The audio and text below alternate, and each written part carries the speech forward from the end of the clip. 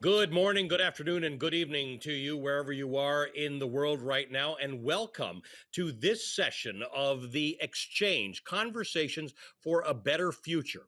Today, we are going to continue this conversation that we've been having with the IMF, and our topic is the digital transformation of the global economy. We're going to explore both the opportunities that have been created by this massive global experiment in working and learning from home and the risks that have been created by the digital divide, which could widen the inequalities that have already been exposed by this crisis.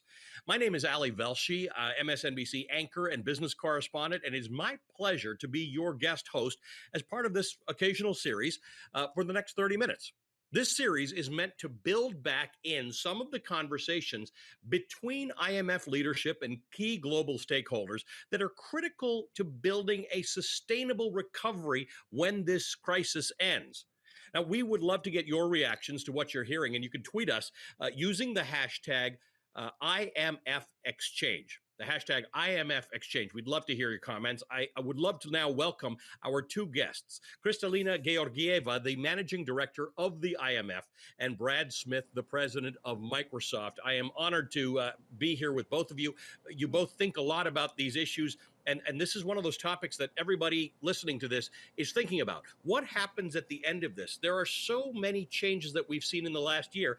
I'm coming to you from my living room, which is a net improvement in my life because I don't commute. I've got all this extra time. I'm with my family. But more than half the world didn't have this option and doesn't have that option. They don't have the stable internet connection that we're talking to. So, Kristalina, let me start with you. When we finish with this, where will we be in terms of this digital divide? What's better and what's worse?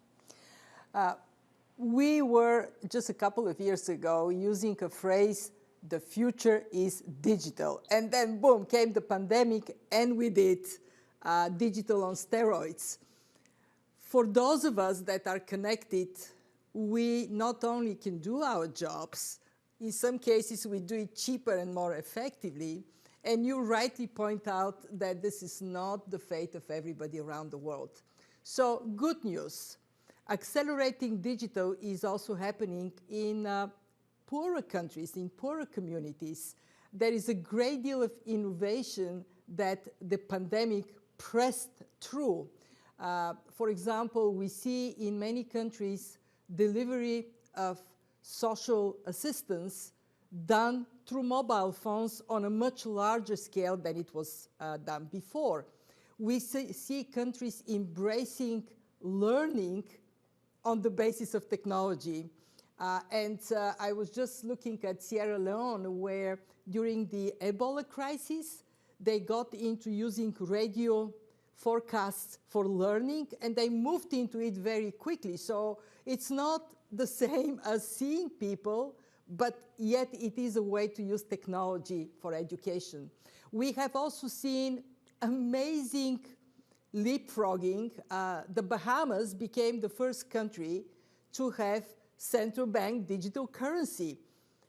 They're pressed to do it because they have to serve 700 islands to get digital transfer. So there is a lot that is happening because of this accelerated digitalization that benefits people in rich and poor countries.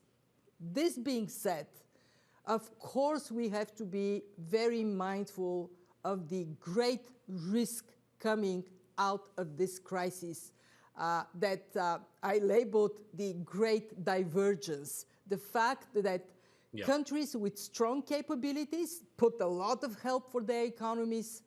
They're benefiting from automation and digitalization on a large scale, and poor countries are falling behind. So what needs to be done? Two things. One, zero in on digitalization everywhere.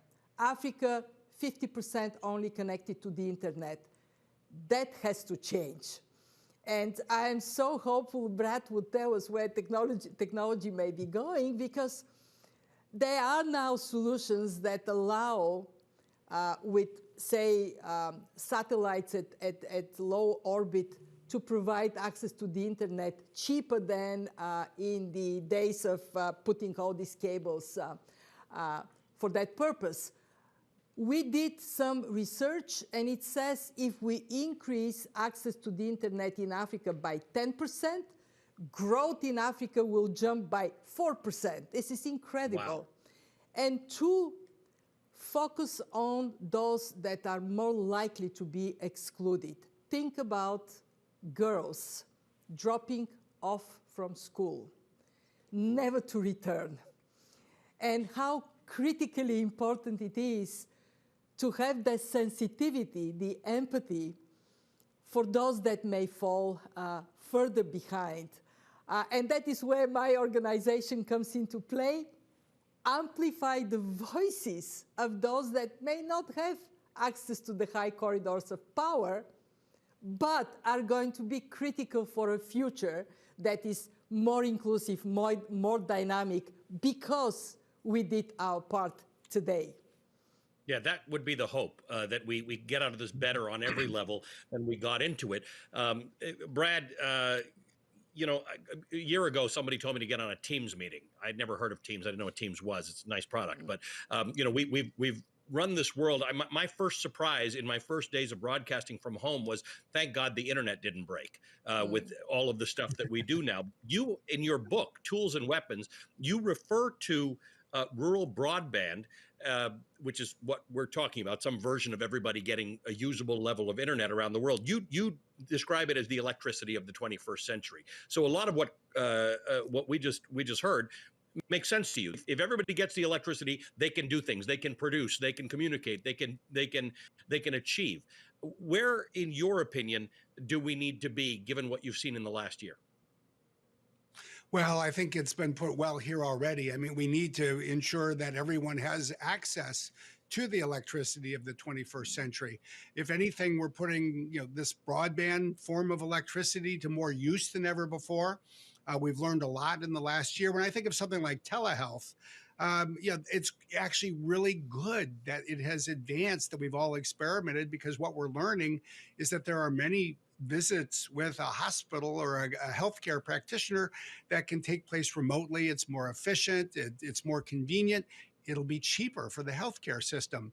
But what this means is we need to get broadband everywhere, and I think access to digital skills everywhere. And so the digital divide that existed, say, a year ago is even more profound qualitatively today than it was 12 months ago, because people are being left even farther behind as society moves forward. So we really do need to treat this, I think, as a national and global cause everywhere in every country. Kristalina, let's talk about something I mentioned in the beginning. Some of us could work remotely. Some of us couldn't. And in many of the cases, the people who couldn't either come from less prosperous regions of the world or are the least prosperous amongst us in the rich parts of the world. They are the service providers who in many cases earn at the lower end of the spectrum. There are obviously some people who earn well who still have to work outside the home. How does this whole concept of the fact that we've got a certain percentage of the world's work that is digitized and able to be done this way, and some that won't be? We're not all going to be an economy that we can work from home. Is that going to affect people's ability to develop the way you look at it around the world?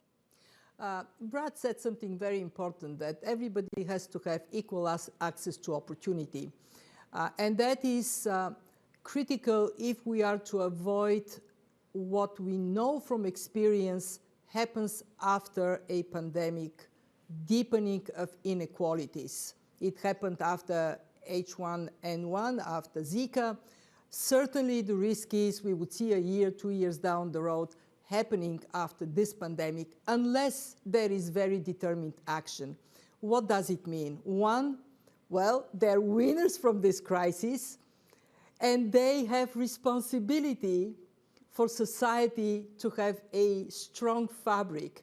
And that means, on the language of the IMF, we need to look at more progressive taxation to make sure that there is a way to offer opportunities to everyone. And secondly, how would the jobs of the future look like? We know that there is a massive increase in automation. And at the same time, we see that the distribution of work still requires contact-dependent types of jobs to exist.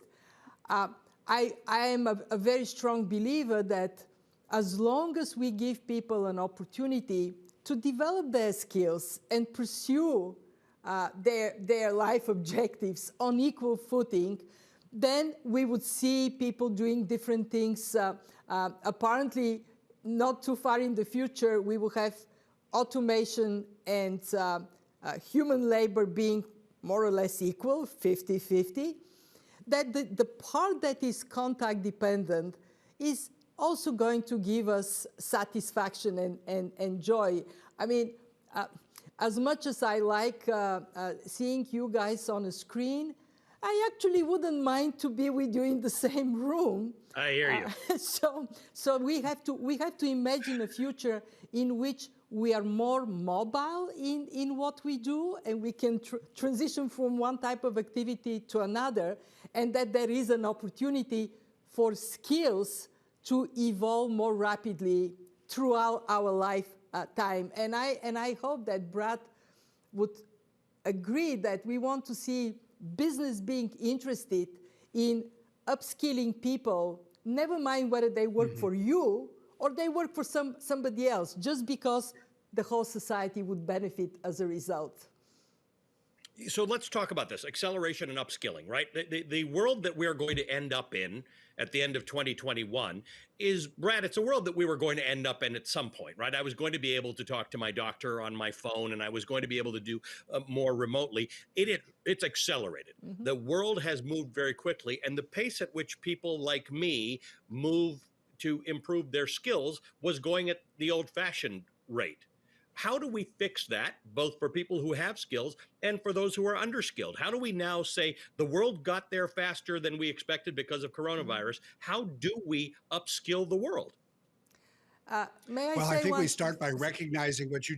Oh, go ahead. Sorry, No, I didn't direct that anywhere. It is everybody's business, and I really am interested in Brad's views on that. Well, what I would say, and I absolutely would build on that, well, one of the things that we did was study employer investments in skilling and training of employees. And when you look at this around the world, what you see is between 1980 and the year 2000, employers overall increased their investments in employee training. And I think a lot of this is because PCs came into the workplace. People needed to be trained in how to use a word processing program. They needed to be trained in how to use email and a spreadsheet. But interestingly, in about the year 2000, that changed. And I think employers just assumed that you were hired and you knew these things, or you would somehow figure it out on your own. You'd watch a YouTube video or something. And so for 20 years, we have seen employer investments in training first fall for a decade and then be stagnant for a decade. We need to reverse this. And so I think it really, first of all, calls on all employers, whether we're private sector or public sector employers, to be willing to spend more to train our people. And I think for a tech company like Microsoft, especially a company that owns, say, LinkedIn, we have a special role to play, I believe, to make access to learning content easier, to integrate it into people's workflows at work, to make it cheaper. If we can do that, then we make it easier for everybody. Yeah. Can I add to that, Brad? Ali? Yeah, go ahead. What this crisis is teaching us is that we have to be much more agile to shocks, more resilient. And if you translate this concept of resilience into practicality, what it means is, one, resilient people, educated, healthy, able to benefit from social protection when they need it. It means resilient planet. We have for far too long lived beyond our means as a human civilization. And it also means resilience of our institutions, their ability to adapt much faster, to anticipate change. And that is completely different way of interacting in society with much more mutual reliance and responsibility. And just to go to Brad's book, which I recommend very strongly, it does say that we all have to take a partnership approach to that adjusting to a fast-moving world. And to finish with Darwin, I mean, Darwin said it is not the strongest, it is not the smartest that would survive, it would be the species that is most adaptable. And that adaptability requires us to work together. So, Kristalina, you got points because you held up Brad's book. I'm going to lose points here because we did a poll, an informal, unscientific poll, but we did it on Twitter. We should have done it on LinkedIn. But I want to just pull up, I want to ask the folks at IMF to, next time, Brad, we're doing it on LinkedIn. I want to ask IMF to put on the screen, please, the question that we asked. Cybersecurity has become a threat to financial stability in the last decade. Cyber attacks have doubled, 8%. 8% of respondents thought so. No, it's LinkedIn and Twitter, so I'm not in such bad shape. 17% say it tripled, and 75%, 3/4 of all respondents, Brad and Kristalina, said that cyber attacks have quadrupled in the last decade. Here's the thing. You all are very, very negative. It's actually only tripled. But people are very panicked. They definitely have this view that the end of the world is coming. It is serious, Brad. I mean, it's a big deal, the degree to which cyber attacks are in the news every day and are a very serious concern. Yeah, well, first of all, I would say the 75% were really closest to the pin, so to speak, and they deserve the top grade. Not just because of the quantitative increase, but I think the qualitative impact of these cyber attacks. I think we just have to recognize that we have entered a world where everything runs on digital technology, and that's going to continue to increase.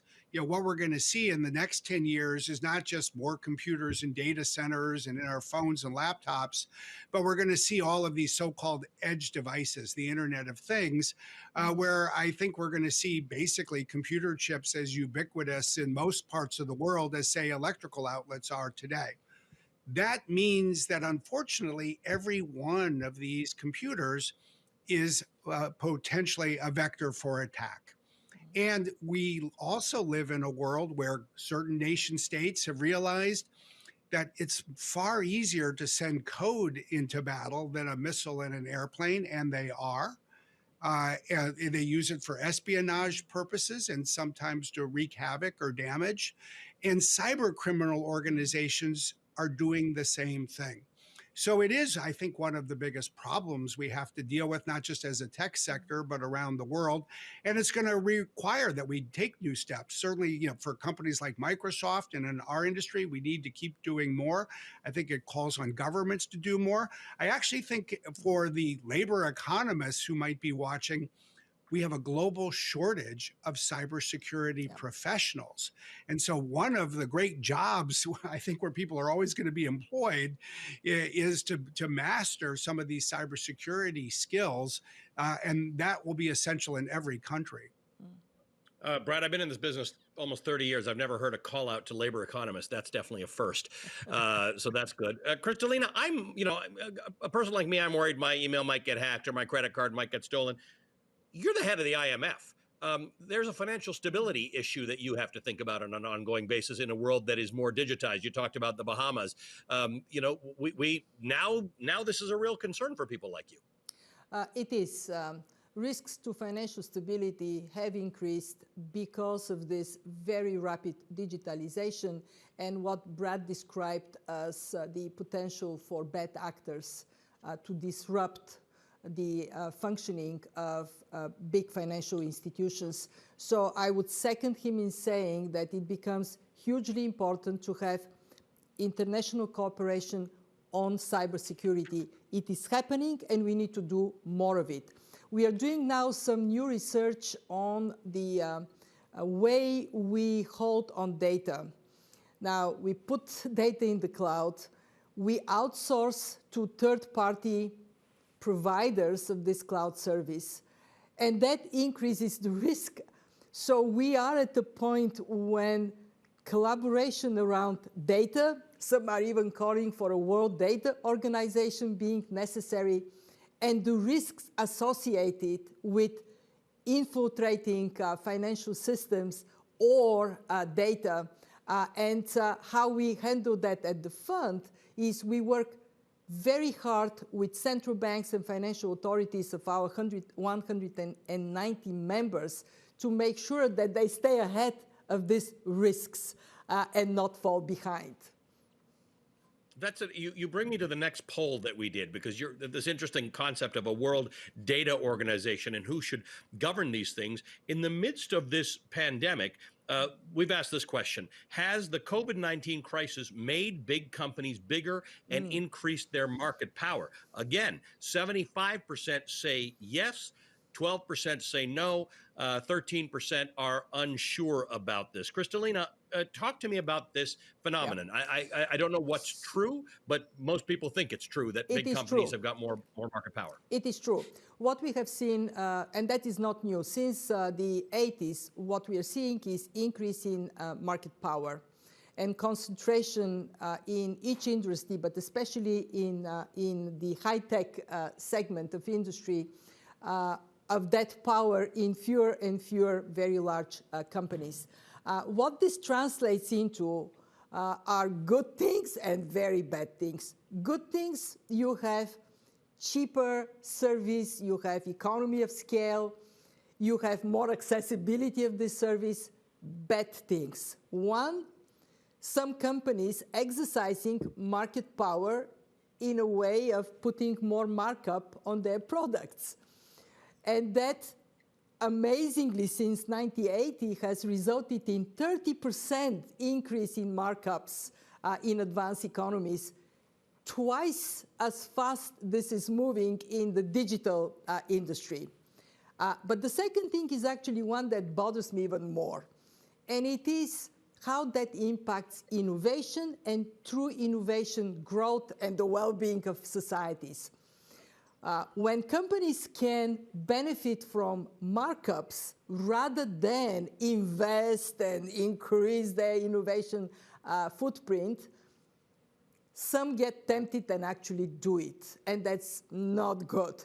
What is even worse, their competitors, the smaller entries, they're becoming fewer and fewer, and their innovation impulse shrinks. And what the research shows that we have done is that we have a decrease of 6% in sales growth of these smaller companies and 4% decrease in their investment in research and development. So how we deal with that? Obviously, competition authorities have to become more sophisticated in dealing with the digital world. And we see in some countries already building up skills to be a match and do the right thing for the benefit of society. In other words, make sure that market power translates into cheaper and more accessible services, not in more expensive services and less impulse to innovate and grow. I think the innovation part of this is really important because, Brad, you work for a company that one could argue that these big tech companies couldn't be started today the way they were in the old days when innovation had a better runway. You actually testified to the House last week about the dominance of large tech companies in advertising, even in my business, in news, how it affects us. Mm-hmm. To Kristalina's point, what do competition authorities have to do? It's an even unusual term because we're not really good at that. We've been good at it in the past in terms of having competition authorities, but on digital and tech, we've somehow lost our way. Well, what I would say is when you step back, I really think the 2020s are going to do for technology services what the 1930s did for financial services. And especially having a conversation with the IMF, I think that comparison is particularly apt. The 1930s didn't just lead to the regulation of commercial banks, but also, say, investment banks and savings and loans and stock exchanges and commodity exchanges. And this is coming for technology. And I think we're going to see it in a number of areas. We are going to see it in competition, but also in privacy and cybersecurity, on topics like digital safety and responsible uses of artificial intelligence. I've always believed, frankly, that competition agencies, yeah, have all of the analytical tools, the economic and legal resources needed to analyze, frankly, any new market that comes along. I do believe we're going to see one change, though, and it's already beginning to unfold. Rather than rely only on, say, competition investigations and lawsuits, which has really been the approach, say, for the last 3 decades, including with a company like Microsoft 20 years ago, I think we're starting to see emerge new forms of codes of conduct. And I think that's part of what will become part of the regulatory mechanism for the future. And yeah, I've grown up in the tech sector. I believe in its future. But I also believe that a healthy market is best for everyone, including the people in it. And especially when you have markets like these, I don't think you can really have healthy markets without, frankly, more regulation than we have at the moment. So let's, Kristalina, codes of conduct. I mean, what's your view as you look at this? Because it's complicated, and Brad has laid it out well. That it's data usage, it's data privacy, it's competition, it's regulation of technology. Who should be leading and who should be following on that? Is this a government thing? Is this organizations like yours? Should it be self-administered by the corporations themselves? We need private business to step up.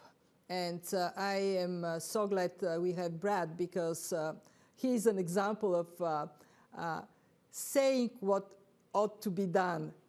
Data has to be accessible to everyone. There have to be norms of behavior that are codified in how these organizations serve consumers and serve society as a whole. We need the regulators to step up.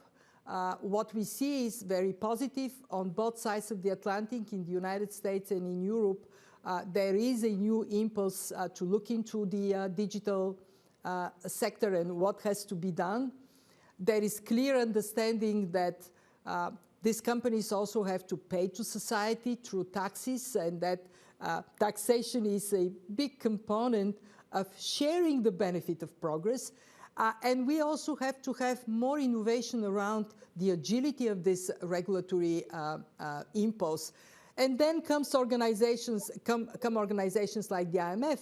What we do is we are a transmission line of experience from one place to another, and making sure that we can learn, adapt, and improve together. So we have the dynamism that the world we live in requires.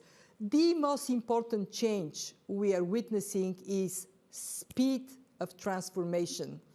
I want to give you an anecdote. I was talking to my granddaughter, telling her, when I was your age, there was no TV, there were no computers. She looks up at me and says, so you only had iPads. It is the world she lives in is so different, so transformed, and that transformation would only continue to accelerate.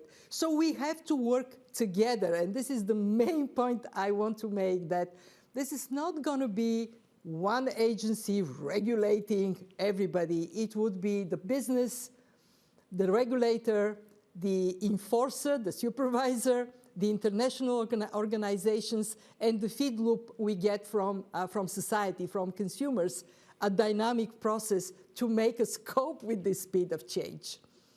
Yes, and our legislators have to get up to speed on what some of these things are that they're going to have to regulate, and voters are going to have to want their regulator, their politicians and their elected representatives to understand the issue and have good, nuanced conversations. Speaking of good, nuanced conversations, I'm out of time, but I'm grateful to the IMF for giving me this opportunity. Brad, we are grateful to you at Microsoft for giving us these platforms that we can have these levels of communication in this digital era. But I am with Kristalina. I would be most pleased to do this with you in person next time. So I'm grateful to all of you, and for those of you who have joined us for this. This ends only the public portion of this. Our thanks to Brad and Kristalina for this conversation. Brad and Kristalina are staying on just a little bit longer to speak to some of the folks at the IMF, but to the rest of you, thank you so much for your time. It is great to have talked to you. Thank you, Ali.